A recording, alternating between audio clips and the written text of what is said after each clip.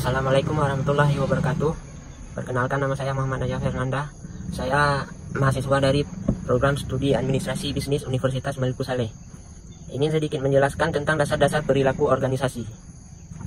Pada dasarnya, perilaku organisasi suatu bidang studi yang di dalamnya mempelajari tentang bagaimana seseorang ataupun individu bisa bergerak dan berperilaku sesuai dengan organisasi.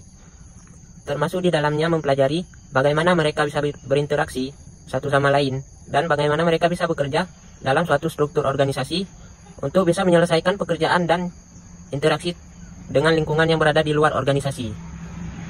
Salah satu tujuan utamanya studi perilaku organisasi adalah agar bisa merevitalisasi teori organisasi dan juga mengembangkan konseptualisasi kehidupan organisasi yang lebih baik. Sebagai bidang daripada multidisiplin, perilaku organisasi sudah dipengaruhi dengan perkembangan pada sejumlah disiplin ilmu, termasuk di dalamnya psikologi, sosiologi, ekonomi, teknik, dan juga pengalaman dari para praktisi itu sendiri. Studi tentang perilaku organisasi memiliki peranan yang penting untuk dipahami, memprediksi, serta mengandalkan perilaku setiap sumber daya manusia dalam suatu organisasi, sehingga organisasi tersebut bisa berjalan secara efektif. Ada beberapa manfaat dari mempelajari perilaku organisasi. Yang pertama, perilaku organisasi akan bertindak sebagai map untuk kehidupan anggota yang ada di dalam organisasi, melakukan penelitian yang sistematis dan berguna untuk memahami juga memprediksi kehidupan organisasi tersebut.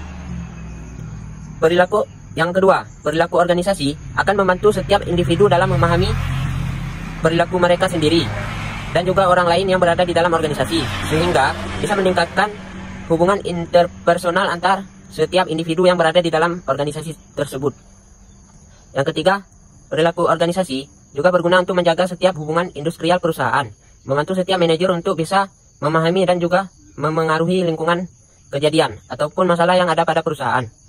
Seperti yang sudah dijelaskan sebelumnya, bahwa perilaku organisasi adalah studi tentang perilaku setiap manusia yang bekerja di suatu organisasi, sehingga pada dasarnya ruang lingkup organisasi adalah suatu integrasi dari tiga konsep ataupun studi perilaku yang terdiri dari perilaku individu, perilaku antar individu, dan juga perilaku kelompok.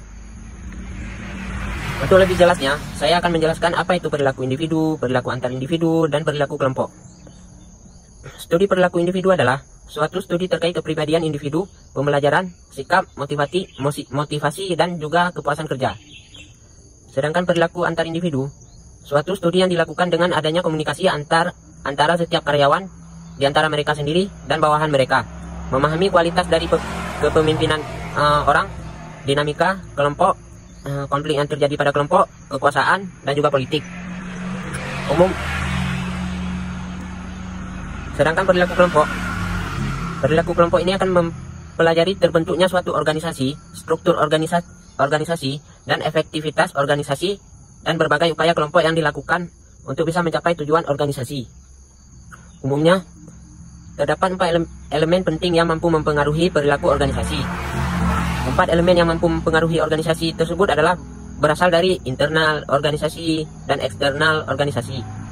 Berikut adalah 4 penjelasan elemen tersebut. Yang pertama, manusia. Pada dasarnya, kelompok manusia ini sifatnya dinamis, artinya mudah dibentuk, berubah, dan juga bubar. Manusia yang membuat kelompok ini lalu akan mencoba berbagi cara agar bisa mencapai tujuan dan sasaran yang sudah dibuatnya. Yang kedua, struktur organisasi. Struktur organisasi akan mengarah pada pembagian kerja, sehingga setiap orang bisa melakukan tugas ataupun pekerjaan agar bisa mencapai tujuan organisasi. Seluruhnya akan saling berkaitan agar bisa mencapai tujuan secara lebih terkoordinasi. Yang ketiga, ada teknologi. Teknologi mampu menanamkan kondisi fisik dan juga ekonomi dimanapun orang bekerja. Sifat dari teknologi ini akan sangat tergantung dari sifat organisasi, dan juga akan turut mempengaruhi pekerjaan ataupun kondisi kerja perusahaan, sehingga teknologi akan membawa efektivitas dan memberikan batasan setiap orang dengan berbagai caranya. Yang keempat, ada sistem sosial. Sistem sosial akan menyediakan lingkungan eksternal tempat organisasi bergerak. Sistem sosial ini akan memberikan pengaruh pada sikap orang, kondisi kerja, dan yang paling penting adalah mampu memberikan persaingan untuk sumber daya dan juga kekuasaan. Demikianlah penjelasan dari saya tentang dasar perilaku organisasi. Jadi bisa kita simpulkan bahwa perilaku organisasi adalah suatu bidang studi yang di dalamnya mempelajari tentang bagaimana seseorang ataupun individu bisa bergerak dan berperilaku sesuai dengan organisasi. Pemahaman tentang perilaku organisasi ini sangat penting untuk setiap mereka yang terlibat di dalam manajemen perusahaan, sehingga perusahaan bisa bergerak secara lebih efektif dan efisien. Sekian penjelasan dari saya. Saya akhiri. Wabillahi taufiq wal hidayah. Assalamualaikum warahmatullahi wabarakatuh.